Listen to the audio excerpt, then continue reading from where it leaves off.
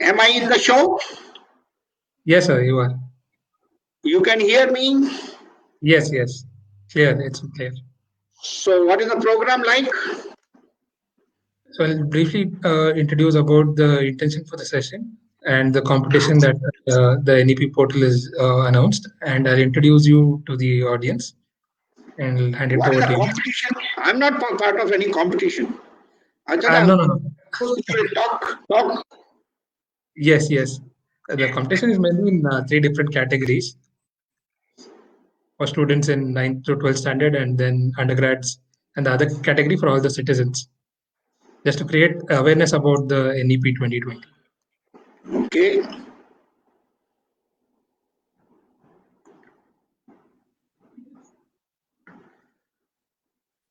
Shall we begin? Sanjeev? I'm going to take Yes, yes, yes, yes. You can start. 30 plus minutes. Is it okay? Yes, sir.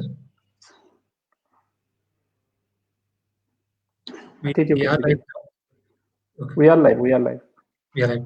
Good evening, everyone. This is Adit, your host for the today's session. This is being organized by Vidya Bharati. I would request all of you to kindly look at the mynep.in portal to get idea about the sessions that are going on. In today's session, we have with us Dr. Vijay Kumar Saraswat, a very celebrated scientist, a person who is responsible for getting India the ability to have nuclear-enabled missiles that can reach any shores and have a lot of different ranges available. And Dr. Vijay Kumar Saraswat has been awarded Padma Shri, Padma Bhushan, among many other different awards. Sir has a very illustrious career as a scientist. Apart from that, it's a rare combination of technical thinking and innovation and management that I see. And also, at present, Dr. Vijay Kumar Saraswat is a member of NITI Aayog. It's an honor to have you here with us, sir. I hand over the session to you. Thank you, Dr. Vijay Kumar Saraswat. Thank you, Mr. Atish. I'm going to make a presentation on what we call as the research and innovation and NEP 2020. I'm going to share my screen with all of you. Can you see my screen? Hello? Yes, yes, yes, sir. We can see. Am Please I continue. audible? Yes, sir. Perfectly fine, sir. And you are able to see my screen? Yes, sir. Exactly. We can, sir. We are, sir. Okay, so I'm going to talk to you now on NEP 2020, how it has helped or how it has encompassed the research and innovation areas which are important for the country. I will start with the why innovation and how it has been promoted in our country. So most of the countries have understood that innovation is fundamental to economic well-being, and they are finding new ways to advance their innovation agenda. In line with that, our Honorable Prime Minister Modi ji said during the Indian Science Congress 5 years back, that is in 2015, I remember having attended that conference, that our long-term global competitiveness will depend not only on replicating what others have done, but will emerge through a process of sustained development and innovation. Since I am also addressing a number of young students, I would like to talk to them a few lines about the creativity and innovation. Creativity and innovation are the two hemispheres, as you see in this diagram. Innovation is on top and creativity is at the bottom. So creativity is the idea generation, and innovation is implementing that idea in such ways that it will create economic value in your business world. That means if any research, any invention which you do, if it is not adding value in your business world, that means if it is not adding to the economic growth, then it is not innovation. So that's why if you see the innovation ladder, you will see a number of green circles which are shown here. You will see that first circle is discerning the idea, then developing the idea, and then clarifying that idea and verifying the idea. So once you are done this becomes creativity. And after that, you start implementing that idea and then take it to the market as a product and sell it. Then it gets value addition. and the entire process becomes the innovation. So innovation extends creativity to implementation and generation of value.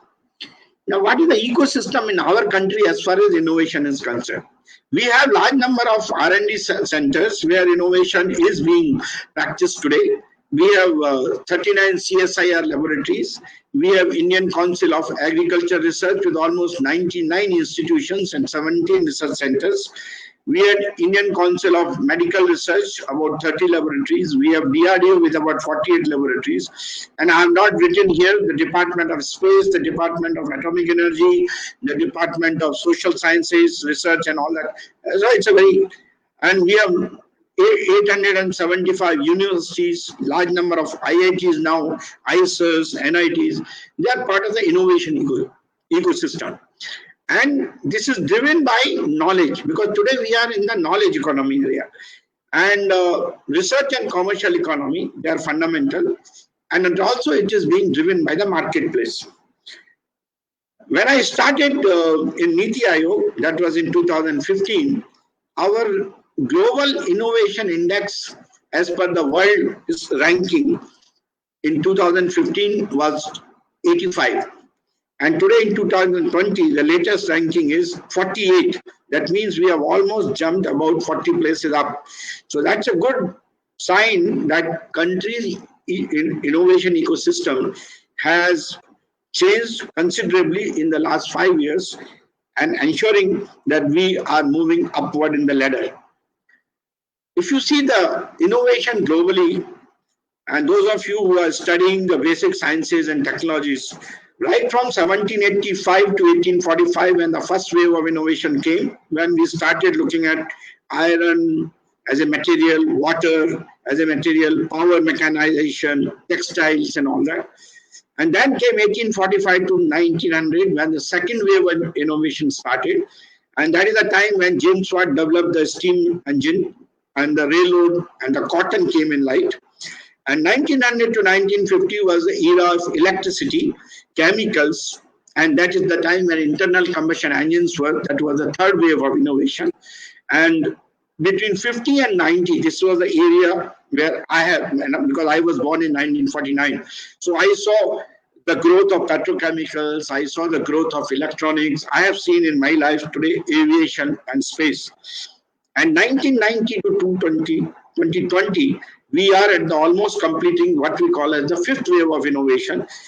So we have today digital networks, we have the growth of biotechnology, highly software and information intensive technologies have taken shape, and they have become part of the societal growth. And the sixth wave of innovation, which is now emerging, which has started happening in the middle of 90s, that is between 2000 and odd, where we started talking about sustainability, radical resource productivity, whole system design, and so on. So when we, and then we are talking of renewable energy, green energy, nanotechnology, all this is also becoming part of our innovation sequence. And so this is a move which is taking place towards the sixth way of innovation. Now, all this while we are still 48, obviously we are not in the first 10. That means there are certain barriers to the innovation. And those barriers, if they are not removed, then we will not have the growth up the ladder. What are those barriers? Most of the time, knowledge, the innovation has to have a knowledge system which will ensure that it is absorbed, and it should have a IP system. You should have a user knowledge. You should not have you should not have communication problem. You should not have lack of information. So this is one part of the system. Another one is for innovation, finances are very important. So access to capital. And most of the time, if you look at today, even today, our research and development investment is only 0.6 to 0.7% of our GDP. Obviously, it is directly affecting the innovation. So access to capital and cost of finance is very important. Incentives, lack of competition, lack of inducement, and lack of ambition. If you don't have ambition, if you don't have passion, then you will not have the tendency to innovate. Second one is there a market? You will innovate if you see that there is a market. So you have to identify opportunities in the market and understanding those opportunities. Like in the pandemic COVID-19, you have seen a lot of people realize the opportunities of developing sanitizers, developing masks, developing what is called the ventilators and so on. And that helped the growth and that helped the innovation. Then regulation, standardization, and things like that. Language also sometimes is a barrier. And many people who do not understand English, they find it difficult to innovate because we are not teaching them in the mother tongue. Skills, lack of leadership, technological R&D, and creative thinking skills. This is one area which has been very positively addressed by the NEP to 2020.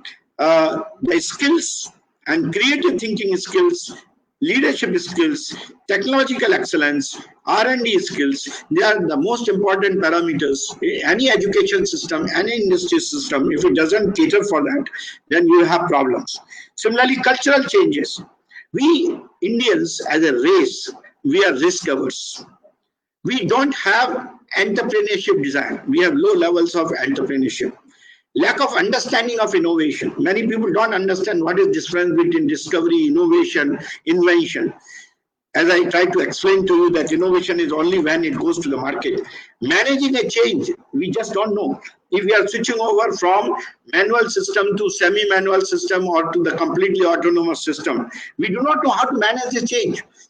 People are today talking of driverless cars. We are thinking that driverless cars on the Indian markets, how they will come. So we don't know how to manage the change. And that is another problem. And reluctance to collaborate. We are not in a position to collaborate together to synergize the whole act of innovation. For this, in the 2013, Government of India actually announced that 2010 to 2020 is the decade of innovation. And that is where the science and technology and innovation policy was pronounced in 2030 with the aim to strengthen the innovation ecosystem and give a boost to the development and innovation-led entrepreneurship in India. And basically a roadmap was supposed to have been prepared by National Innovation Council. And goal of this policy was basically to the guiding vision of the aspiring Indian STI policy was basically that enterprise is to accelerate the pace of discovery and delivery of science-led solutions for faster, sustainable and inclusive growth. A strong and viable science research and innovation system for high technology-led path for India. This is called SISTI, is the goal of the new STI policy. And many areas were attended. Basically, as I mentioned to you, was funding, changing it from something like gross expenditure in the research and development from less than 1% to 2%. Even today we are talking, and this was told in 2010, we didn't do it in 2015, we have not done in 2020 also. Our investment on R&D and innovation remains subcritical. And we should be able to attract private-public partnerships. We should be able to establish a fund for innovation. Yes, we have done. We are managing like Atal Innovation Mission and so on. Then similarly, strengthening the linkages between social, like the academia, research and industry partnership, mobility of experts and things like that. We should promote science and we should inculcate, and promotion of science should be at the school level, education curriculums, and motivating science teachers and scientific interest and understanding across all sections of the society. That was supposed to be part of our understanding that it will promote innovation. Of course, the risk-taking capability, as I mentioned to you, why we are risk averse? Because we are always very happy with what we have. We don't have the ambition to go to the levels. And to go to the higher levels, you have to take risk in terms of investment. And that's why the risk has to be shared by the government, which is slated to significantly increase private sector investment in R&D and technology development. So this was another area. Then we did not know what is intellectual property rights. And even today, our IP regimes are very poor. We develop technologies, we do not know how to carry out the patent, partnerships, and so on. So And unless you do the patenting, you don't actually get the value of the work which you are doing, because it has to be marketed only when it is patented, and you get the due recognition and the monies for that. Similarly, addressing the innovation value chain. And we don't know how the innovation value, research, technology, manufacturing, and services, and all this in a total holistic manner, it has to be taken through the complete market cycle. And then participation in global R&D infrastructure. We were not looking globally. We were trying to do all ourselves. So we had to look at global R&D. What are the challenges which are present in today's R&D system? Because our education policy has to also cater for that. The today's R&D system problems are that quality of research has always been particularly overlooked in our country due to the factors which are given below, like poor infrastructure and limited funding. As I mentioned to you, funding is limited, so infrastructure also gets affected by that. Lack of experience, human resource for research guidance, emphasis on teaching above research. We more focus on teaching and less on research. Discouragement of interdisciplinary and multidisciplinary research. Today's era is not a one discipline. You have to have the knowledge of multiple disciplines. You have mechatronics, you have IT-enabled services, you have got autonomous systems. All this cannot be done unless you have multidisciplines coming in your education system. Poor quality research with no theoretical or applied aspects, plagiarism and data duplication. These are some of the weaknesses. And of course, we have a major issue of growing fake journal publications. In fact, India academics contributed 35% of all articles published in fake journals between 2010 to 2014. That's a tragedy. The old idea of one-size-fits-all attitude in research, it will not work. So far, research in India particularly hinges on doctoral research, work leading to award of PhD degrees produced by the universities. But then we are amidst the avalanche of new technologies which are growing today, which if we don't change our R&D system and we continue to follow the traditional R&D, we will not be able to achieve the expertise in these technologies like biosensors, machine learning, additive manufacturing, 3D printing, artificial intelligence, e-sourcing, synthetic biology, advanced process control, data architectures, blockchain, data mining, artificial intelligence, and augmented and virtual reality, and things like that. And traditional R&D and processes to go to the R&D of tomorrow needs the following: new ideation scheme in the education, new organization, new connectivity, new processes, new analytics capabilities, and new skills. Then only this R&D capability will transform us from the traditional R&D what we had to the tomorrow's R&D. This all changes the way we conduct research, operations, maintenance, how to prepare, and on what we must focus has always been our main issue, for which we have said that we should have a strategy for Indian innovation. So we should invest in the strong building blocks for Indian innovation, and education is one of them. Create R&D base, build leadership. Government has increased budgets for key science agencies. Make the tax credit arrangement on R&D as permanent feature to ensure higher investment from private sector. Educate the next generation. This is what is very important today. NEP 2020, has it catered for this? This is the question which we'll be raising, and I'll be discussing that. Educate the next generation with 21st century knowledge and skills while creating a world-class workforce. Improve teaching and learning in class 12 education. Expand access to higher education and training, and promote student achievements and careers in science, technology, engineering, and mathematics. If we don't do that, we will not be able to invest in the building blocks. Then we also have to develop an advanced information technology ecosystem. In this pandemic, you have seen, if we did not have the digital platforms, I think our education would have completely closed. Today, we are able to run classes. We are able to teach our boys and girls by conducting the online classes. So technology information system is very important. Expand access to broadband, net neutrality, all these things have to come. They are already coming. We are working in that direction. Support research for next generation information and communication. Now you see, we used to have 2G. Now we went to 3G. Today we have 4G system, and in the next 1 or 2 years, you will have that our broadband, our 5G systems will come, which will have a much faster speed, much better storage, much better cloud, and all those things.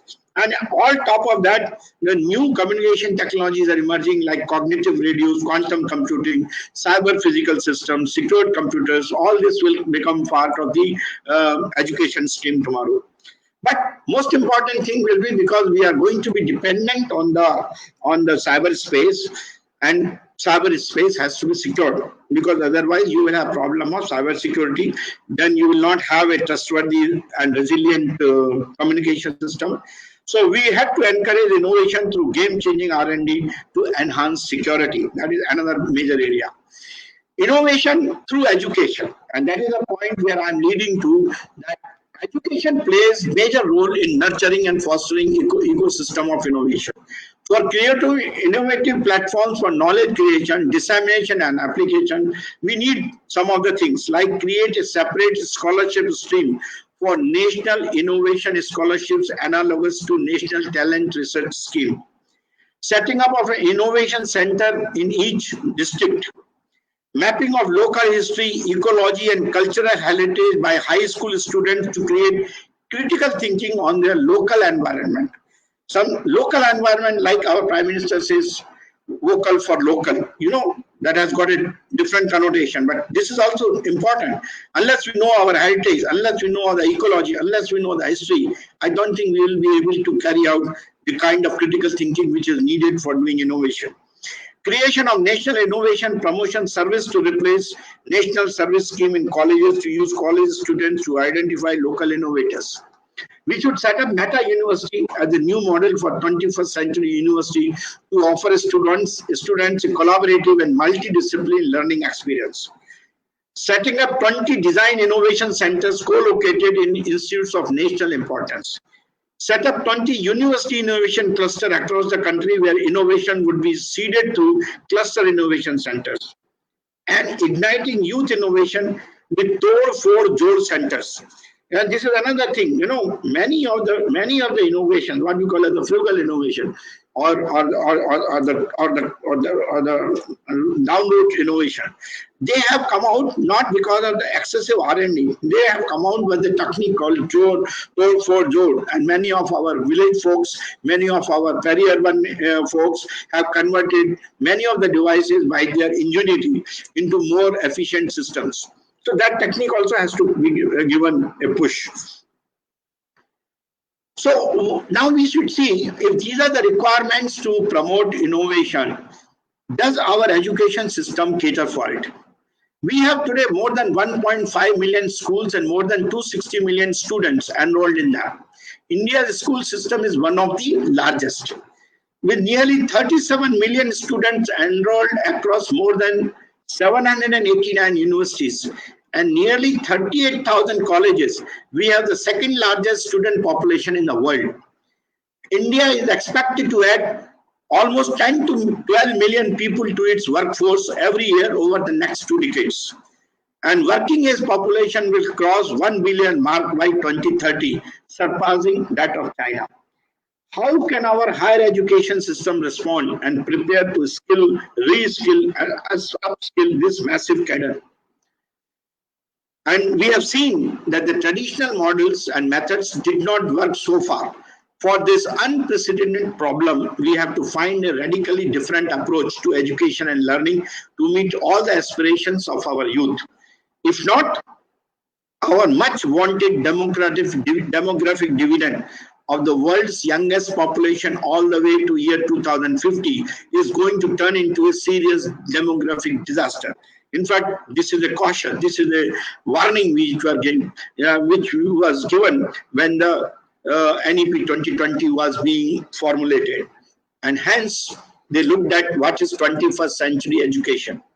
21st century education for the meeting the demands of the innovation wave 6 and the society 5.0 and the industry 4.0, all this will require foundational knowledge in core and content knowledge, cross-disciplinary knowledge, digital and ICT literacy, meta-knowledge in creativity and innovation, problem-solving and critical thinking, communication and collaboration, and humanistic knowledge on life sciences, job skills, ethical, emotional awareness, and cultural competence. Now, these are some of the major facets of the 21st century education.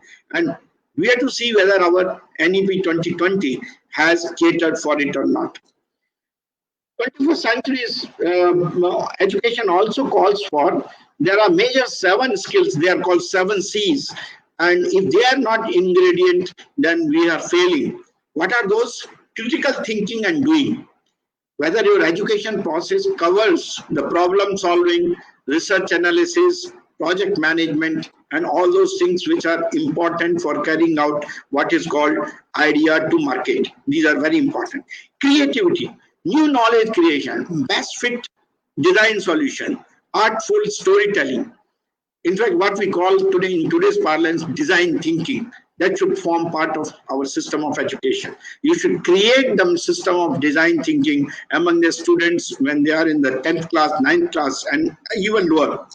Collaboration. In fact, the students should be made to work together so they know how to cooperate, how to compromise, how to create consensus, how to build feeling of community and things like that. Then cross-cultural understanding across diverse ethnic.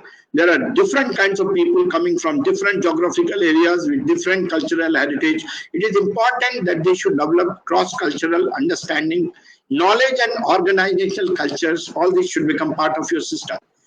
Communication is one of the major areas which will enable the synergy among the people. So crafting messages, using media effectively, that's a very important type. And as I was mentioning to you, the computing and IT technologies, effective use of electronic information and knowledge tools will certainly improve your efficiency. As I was telling you, working from home today, working like I'm giving you a talk on a web today, because of the famous COVID, I'm not able to come personally and attend to your talk. But this has been enabled by the technology today. And we should learn how to make use of this technology to promote education, and communication skills should be there to make sure that this is leveraged. Career and learning self-reliance, that should be another. Atmanirbhar Bharat will come only if you have in your system the career and learning self-reliance as a lifelong learning career redefinition phase. So we have to give a rethink on the higher education for 21st century. We have to improve access to higher education and improve gross enrollment ratio.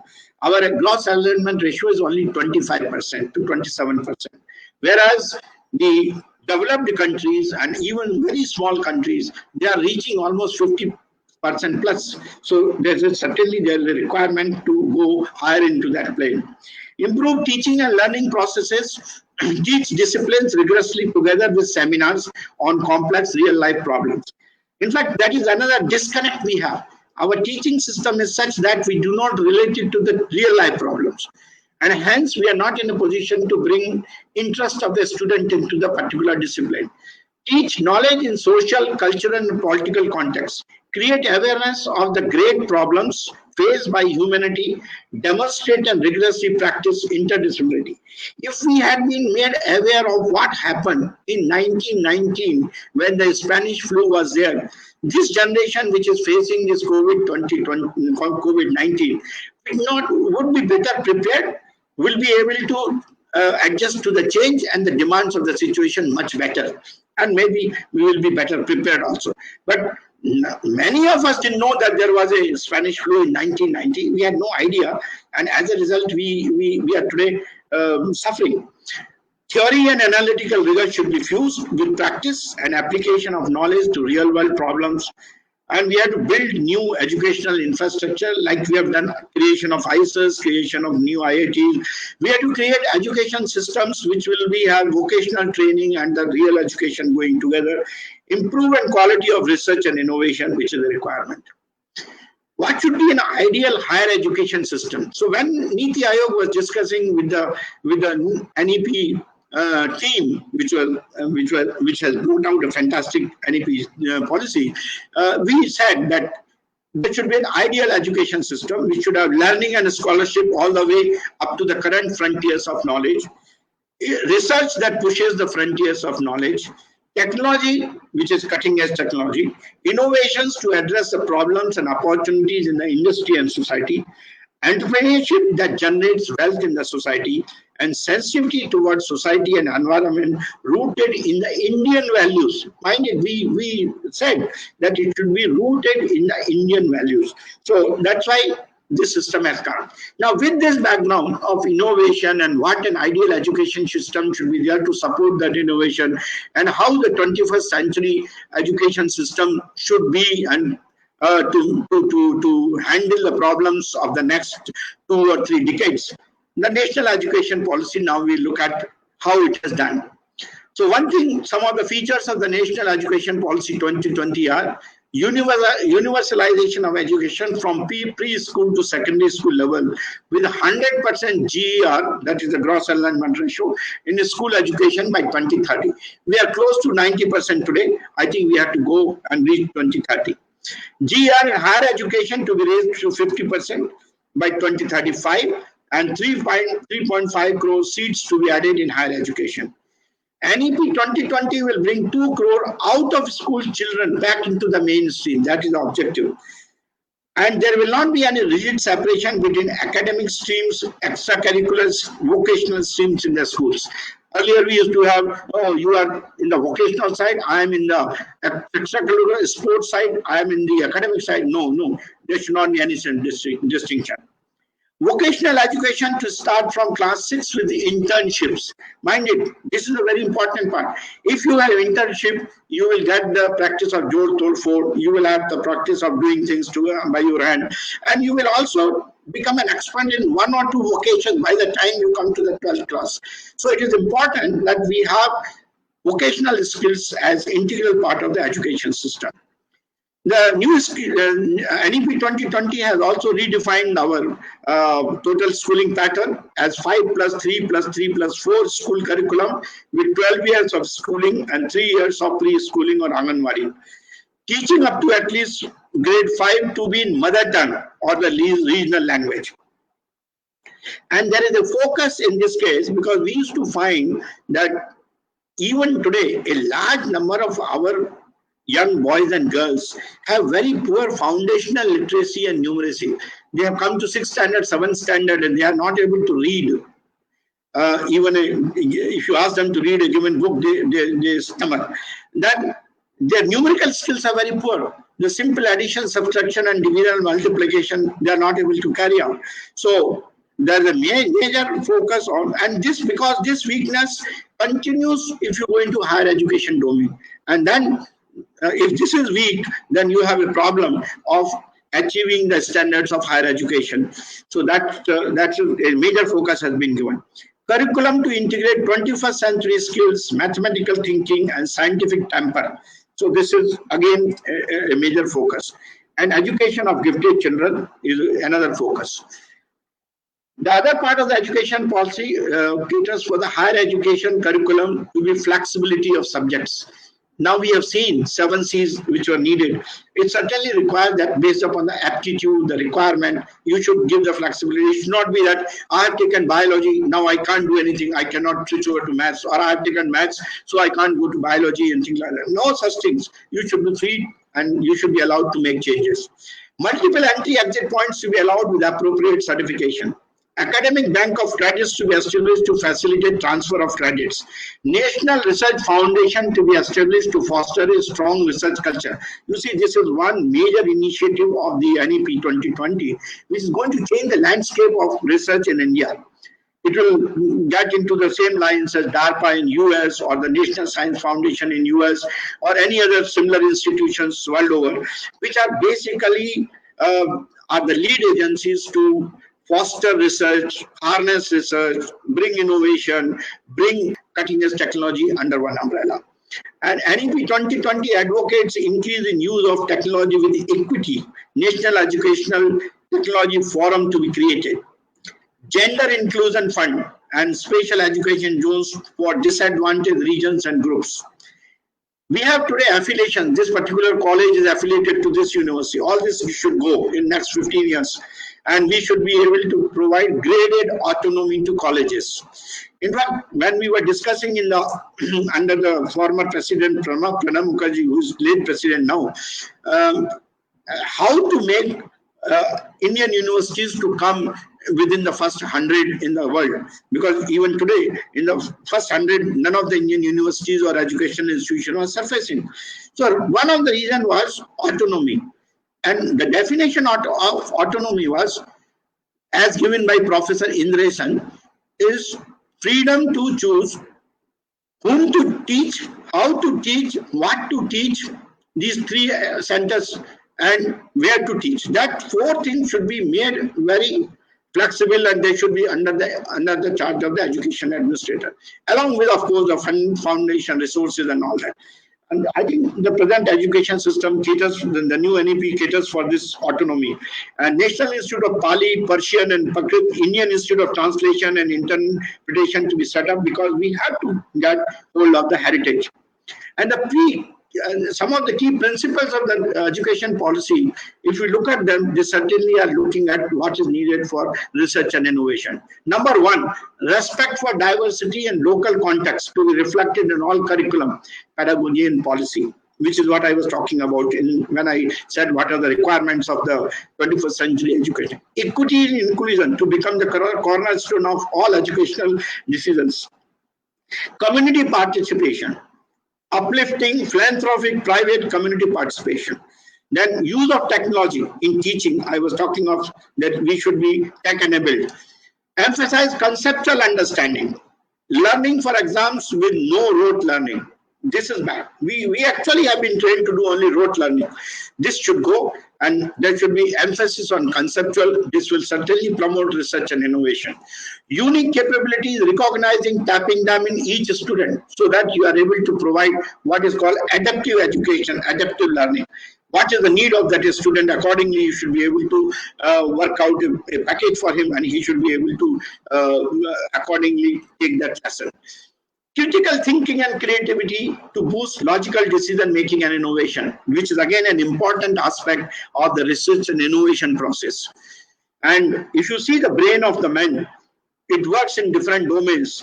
And all this has been captured in the new education policy system. Right from the early childhood, you should have education which develops curiosity, logical thinking, arts and craft, music, relationship with the nature, colors, shapes, alphabet, numerals, teamwork, collaboration, ethics, self-identity, etiquette, development.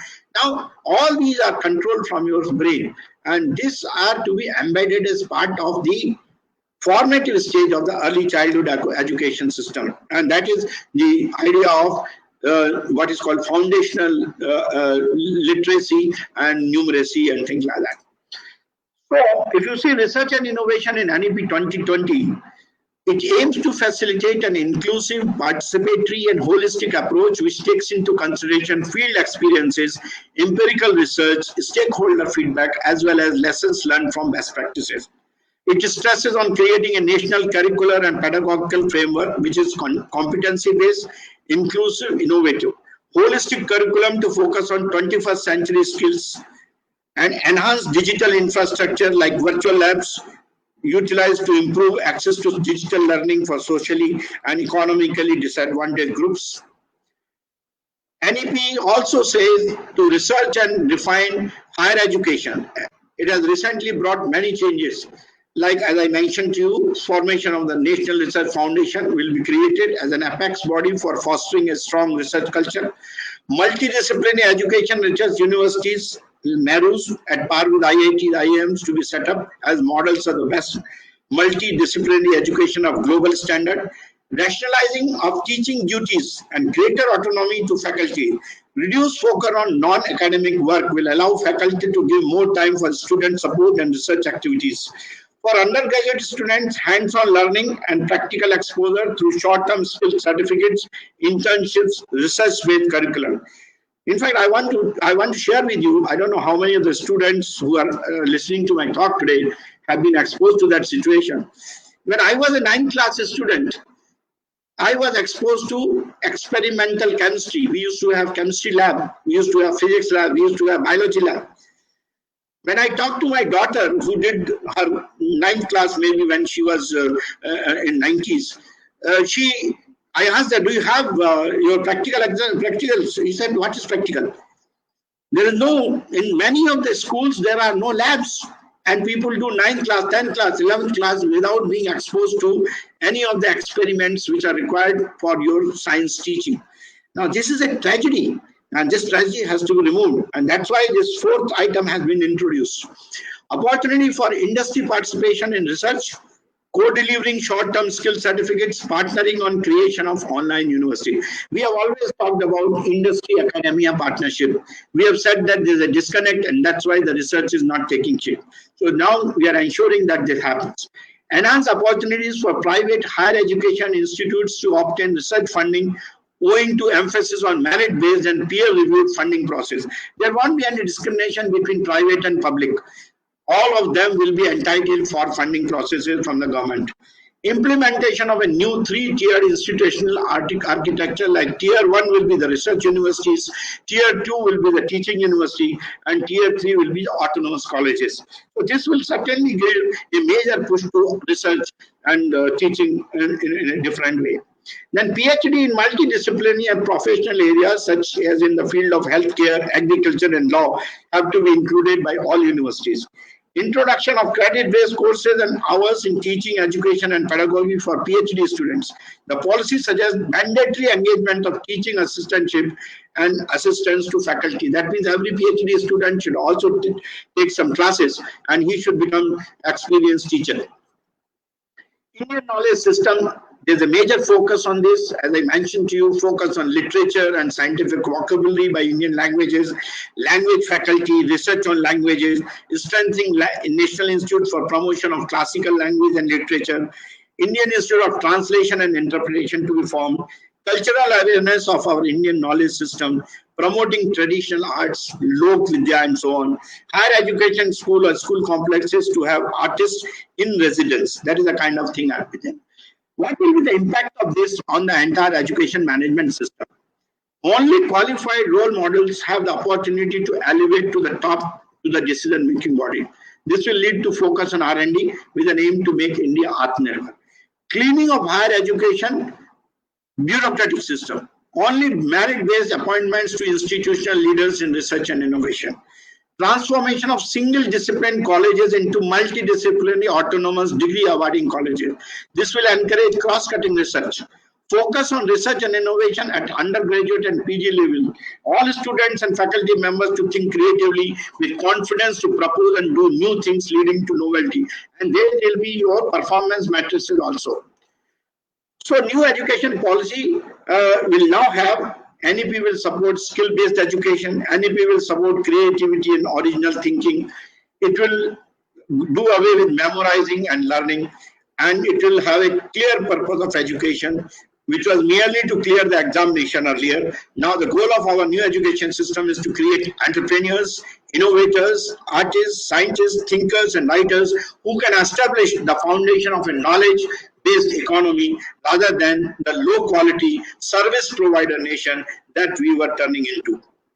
And this is a diagram which says the mutual learning process between researchers, students, and actors outside academia through sustainable community development, innovation networks, and also educational institutions and sustain. This is a kind of a network which will allow us to work on societally relevant problems where the students, researchers, and actors work together to find the solution. You must have heard that we are entering into what is called Industry 4.0.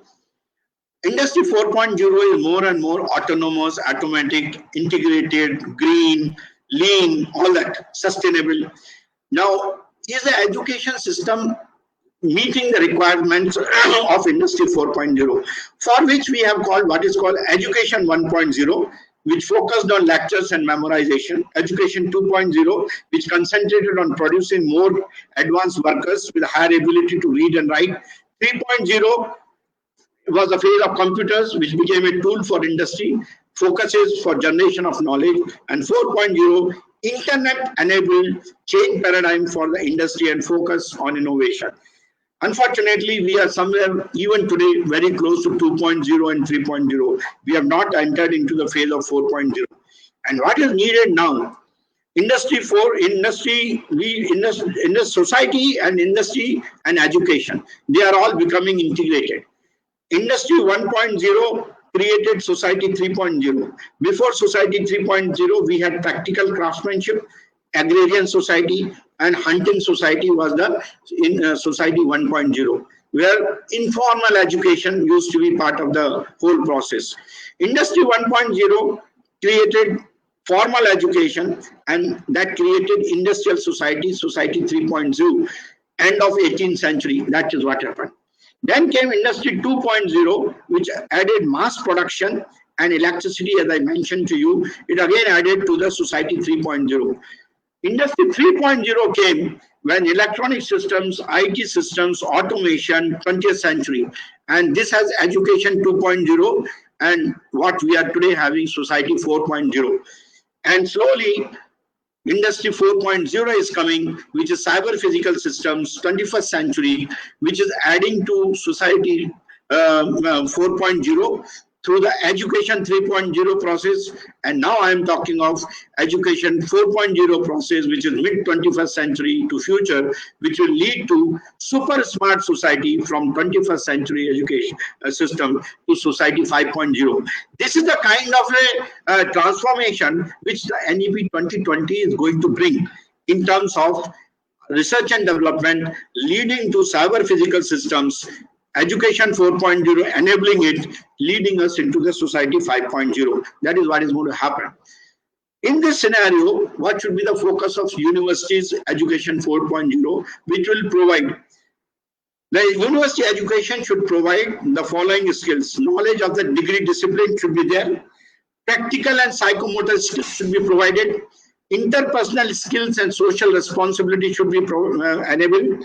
Ethics and professionalism, communication and leadership, analytical and critical thinking, lifelong learning, information management, management skills, and entrepreneurial skills. That is what the university with this NEP 2020 should have.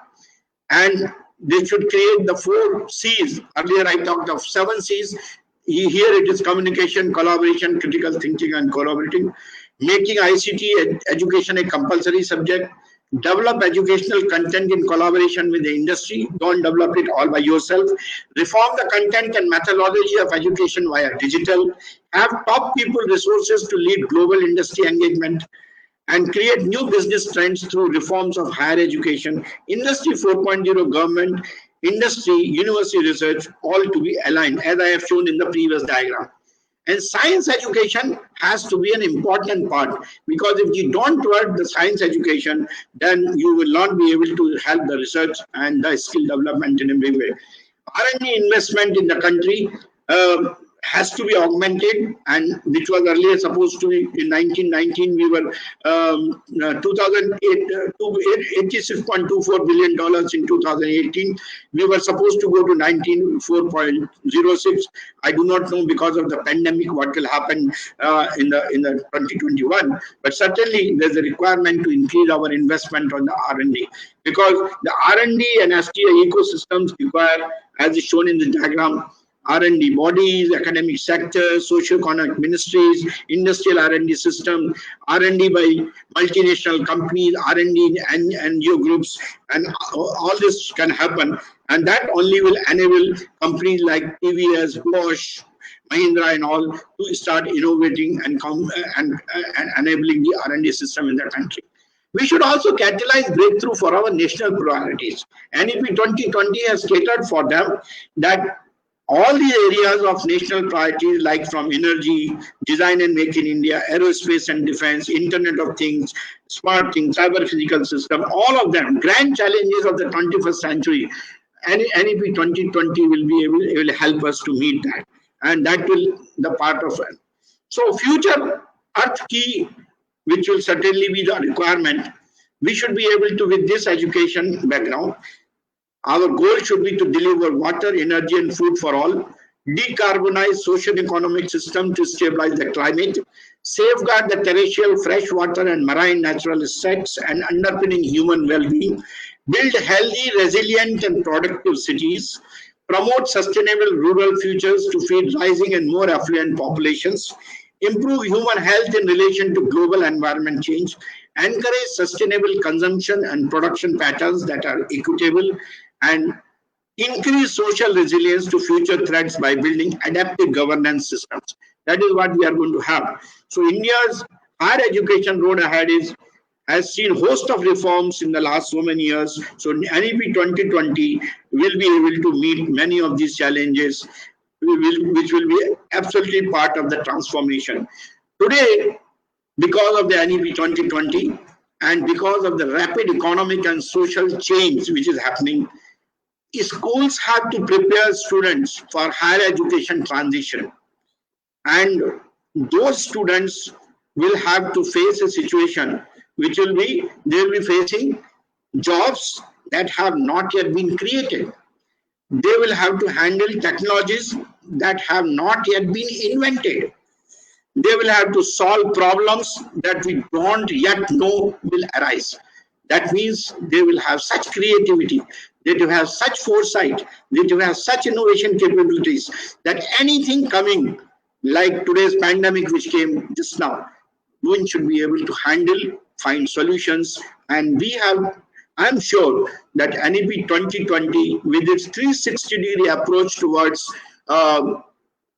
research, innovation, pedagogy, degree of access, inclusiveness, and all those aspects which I discussed will certainly foster research and development innovation in the country and make our students, our young population suitable for meeting these challenges which I have said.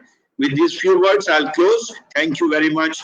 I hope you all become the part of NEP 2020. I'm only going to look at it from a distance and see whether the inputs which we gave enabled the system to work on the younger population, to create a 21st century population of the country, to handle the challenges of 21st century and enable this country to grow from a developing country to a developed country, to become Atmanirbhar and to achieve the goal of 5 trillion economy in the years to come. Thank you very much. God bless you.